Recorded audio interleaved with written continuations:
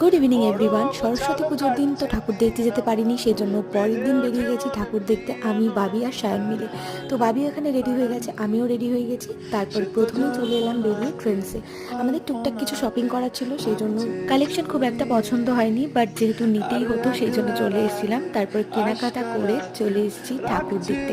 আর এখানে প্যান্ডেলগুলো না এত সুন্দর সুন্দর হয়। এই প্যান্ডেলটা হয়েছিল যে ব্লক 5 নম্বর রাস্তাতে। তো এই প্যান্ডেলটা কিন্তু আমার ভীষণ ভালো লেগেছে। যাই হোক, চলে এসেছিলাম মেলাতে। কিছুক্ষণ ঘোরাঘুরি করার পর দুজন মিলে একটু তন্দুরি চা খেয়েছিলাম। চা খেয়ে এখন আমরা অন্য আরেক জায়গায় ঠাকুর দেখতে যাব। তো চলে এসেছি বিজয় সংঘতে। এত সুন্দর হয়েছিল না এই প্যান্ডেলটা, আমার কাছে বেস্ট লেগেছে।